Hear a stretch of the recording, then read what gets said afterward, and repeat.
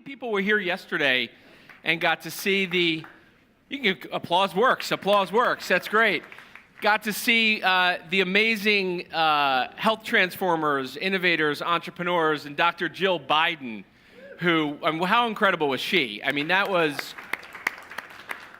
a real treat for so many reasons, and I think for those who got to see the morning opening where I talked about the 8 steps to the moon, which I'm going to do again this morning, you kind of saw all 8 of the C's play out throughout the day.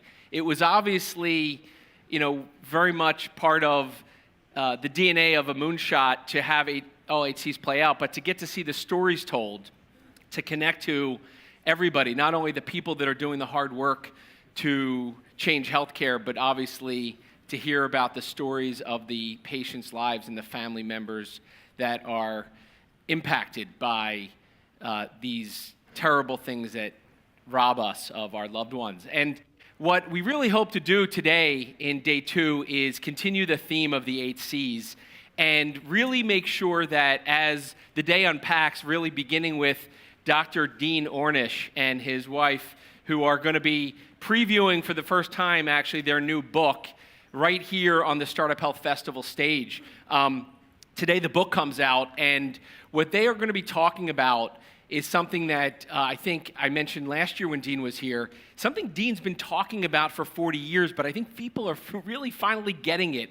And it's gone to a whole new level when you see how what you eat is directly connected to, obviously, everyone's health. And throughout the day, starting with Dr. Ornish and Ann, you've got Jane Metcalf. I'm going to be interviewing one of the co-founders of Wired Magazine, and she was talking about what's happening today 25 years ago.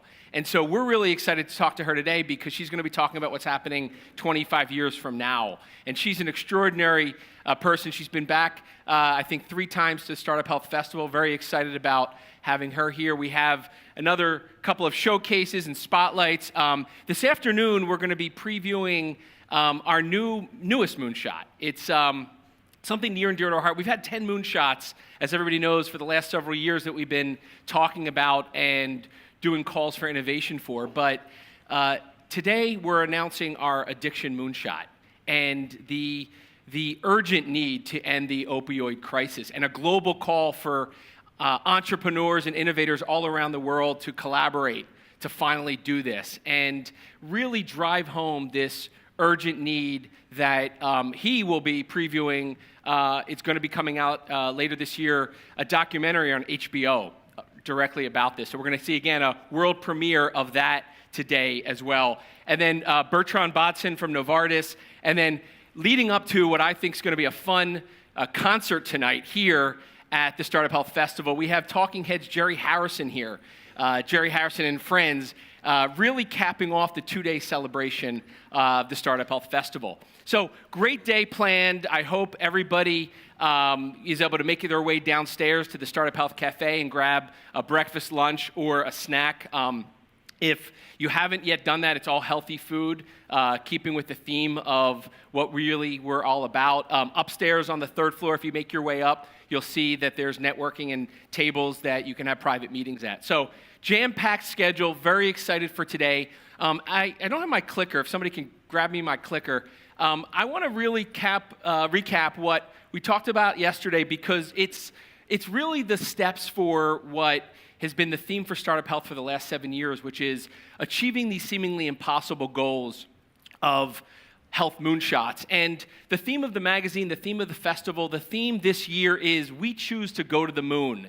And using it as a metaphor, of course, for what we're trying to do in healthcare, and distinctly, specifically, I should say, around the notion of why it's so important we use this roadmap that was followed in the 1960s, from 1962 to 1969, to land a man on the moon. And as we talk about why it's so important to use this as a metaphor, it's that we think it's the only time in history that everyone on the planet got together to get behind this in a very exciting way. And although it was a national call to land a man on the moon. It became a global phenomena. And so we think that for bringing hope to 7.5 billion people and improving the health and well-being of everyone in the world, this metaphor of going to the moon is so powerful and so impactful. And so I have distilled down 8 C's, convenient enough, all taped C, that bring us back to being able to make sure that whether it's bringing access to care to everyone in the world, whether it's about bringing costs down to zero, ending cancer, curing disease, understanding the incredible complex nature of the brain, improving our nutrition and well-being and mental health and happiness, longevity, or addiction, these 8 C's are the roadmap to follow. So it starts with commitment, communication, capabilities, collaboration, community, continuity, confidence, and capital. These 8 C's together make up the roadmap. And as I went through the discussion yesterday, and as you got to see each of the talks yesterday on stage, you got a really good sense that these 8 C's are embodied in every single one of the entrepreneurs, every single one of the innovators, every single one of the people that are working to achieve the health moonshot. So when we made the commitment 8 years ago this June in the Oval Office that we were going to bring hope to 7.5 billion people, by investing in and organizing a global army of entrepreneurs and wrapping around those entrepreneurs the investors and the customers and the partners to support them, we made a commitment. And I'm sure that President Obama and Vice President Biden didn't take it any more seriously than anybody else that shows up in the Oval Office, but we were dead serious about this commitment to do what we're doing here today, is that building a global army of entrepreneurs and innovators committed just like we are to doing this is going to actually happen because we're going to follow through. And we're going to follow through the same way JFK did in 1962 when he, at Rice University, made his speech to 40,000 people in the audience and millions more watching on television, a modern media platform at the time, to outline for the American public and ultimately the world why it was so important to choose a clear, concise, urgent goal that was so clear and unequivocally undeniable that what would happen by the end of the decade was what was going to happen. So take a look. But why, some say, the moon? Why choose this as our goal? And they may well ask, why climb the highest mountain? Why, 35 years ago, fly the Atlantic? Why does Rice play Texas? We choose to go to the moon. We choose to go to the moon.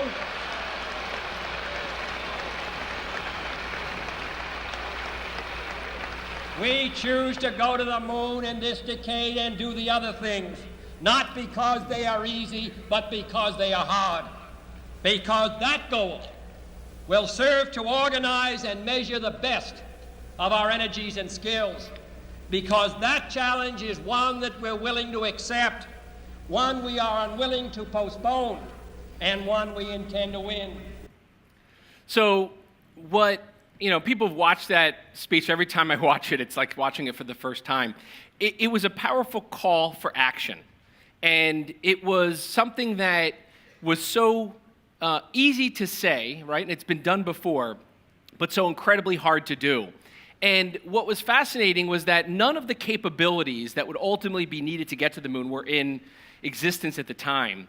But using this mission control room at NASA, over the course of the next several years, through a lot of obstacles like JFK's assassination and other Apollo disasters, they were able to land a man on the moon because they used their capabilities as the core central focus.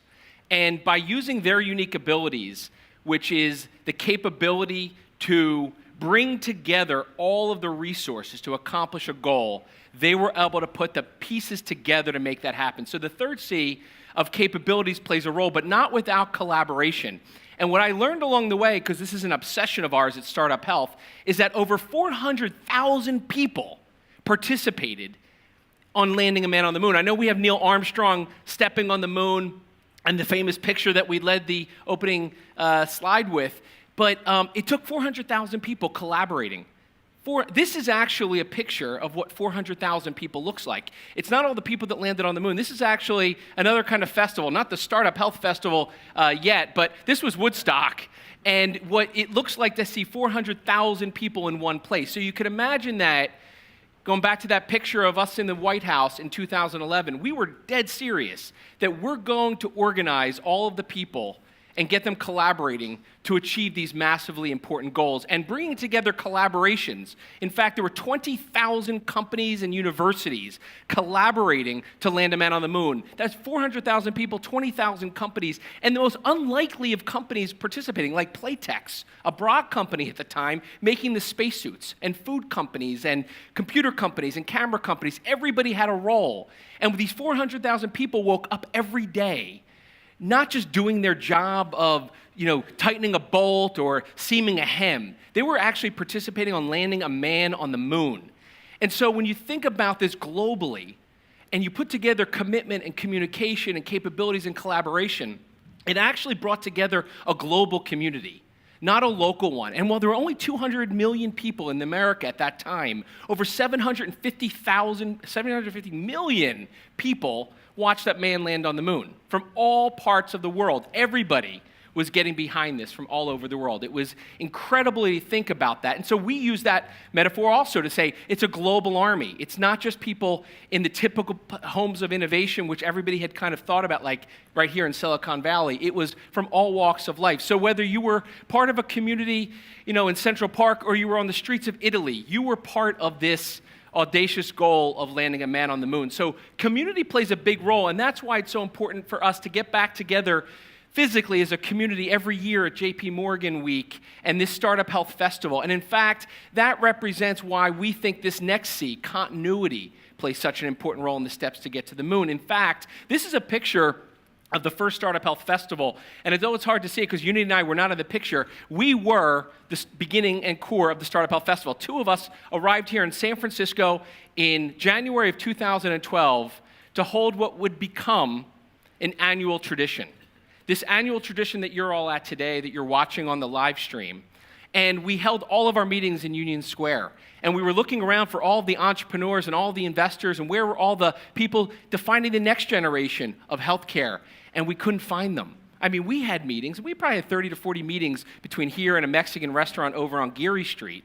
But what's fascinating is that each year we committed ourselves to coming back. And we said, we're going to use JPM Week as the annual moment we get together, not only to celebrate the past progress of the last 12 months, but we're going to bring back the Army, the growing Army, with us each year. So the following year, we held our second annual festival at a conference room. This, believe it or not, was the festival in 2013.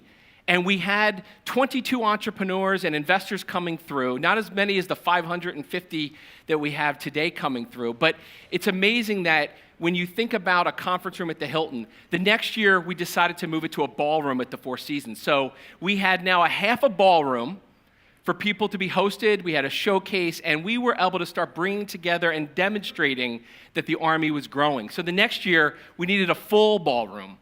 And in 2015, we filled that up. And it was only a 3-hour event, but we knew we were onto something because there were hundreds upon hundreds, soon to be over 1,000 people wanting to come, but we couldn't fit them in.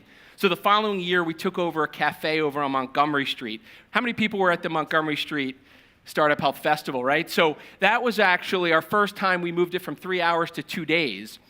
And for 2 days, hosting the global army, the investors, the customers, the partners of these entrepreneurs. And over the course of those 2 years, we started to attract a whole new level of interest. Now, all of a sudden, it broke out of just industry. And we were able to host Vice President Biden for the first of his 2 visits. And really not only shut down most of San Francisco, because it was the last 2 weeks of his presidency, so the Secret Service had most of the roads closed. It kind of caused a little bit of problems, but it really made a huge impact on how important this had now become. Because starting out in the White House in 2011 to hosting the Vice President to our festival here at JPM Week was truly monumental. And that kicked us out ultimately of Montgomery Street, and we got to this venue at the Startup Health Village on Market Street. So for the last couple of years, 2 years to be exact, we're now here because this growing army is clearly beyond just the industry walls. We're now attracting thousands of people this week, but hundreds of thousands globally, soon to be millions, tens of millions, hundreds of millions, hopefully billions of people recognizing that in order to achieve these health moonshots, we need to do it together and have the confidence that we can do this, just like the Wright brothers did in 1903 when they took the first controlled flight, or Amelia Earhart in 1930, that showed us, well, I'm going to skip this, skip that, to landing a man on the moon in 1969. Confidence. The confidence and the mindset that we're going to do this and make an impact together, right? So this idea of landing a man on the moon is about lining up all 8 of these C's, and ultimately the capital that JFK requested to Congress was distilled down to something very specific, as simple as this: 50 cents for every man, woman, and child would help us land a man on the moon. 50 cents a week. That's it. And so when you use that metaphor of 50 cents a week per man, woman, and child in America to put a man on the moon, and they didn't even know what was going to happen after they landed a man on the moon and how we were all going to benefit from that space exploration. So when we tie that back to moonshots, health moonshots in particular, it's quite fascinating to think about this past year, $14 billion was invested in health innovation and digital health. $14 billion. Now, it's 14 times the amount that was invested in 2010, the year before StartUp Health launched. And when you use that JFK metaphor of how much it costs, the only thing I could think about was it's 4 cents per man, woman, and child on Earth that we're spending on health innovation. 4 cents. In 1961 dollars, it was 50 cents. We're not doing enough. We need to 14x this again. We need to have hundreds of billions of dollars. We need to spend trillions of dollars to accomplish these moonshots. We've outlined 11 moonshots now that we as a community are going to work on achieving. And over the next 2 decades, we're committed to doing it. We're the torch of continuity. We're going to make sure this happens. Government administrations will change. Companies will come and go. People will come and go. People will feel defeated, but we will not. This global army, linking arm in arm, of people who are bringing together the energy and the commitment, that are communicating day over day, week after week, quarter over quarter, month after month, to make sure that everybody who wants to be involved can be involved, that shows the world that we are going to do this.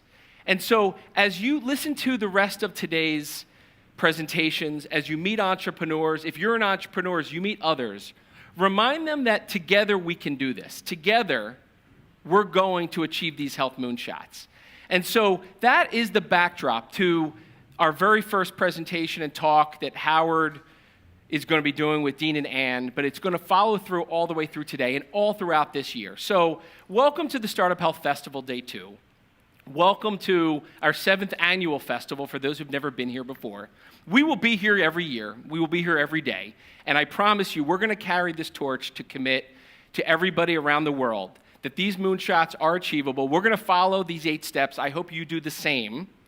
And we're going to use this next video to do the opening of Festival Day 2, but it really represents what we can do by banding together. Thank you very much.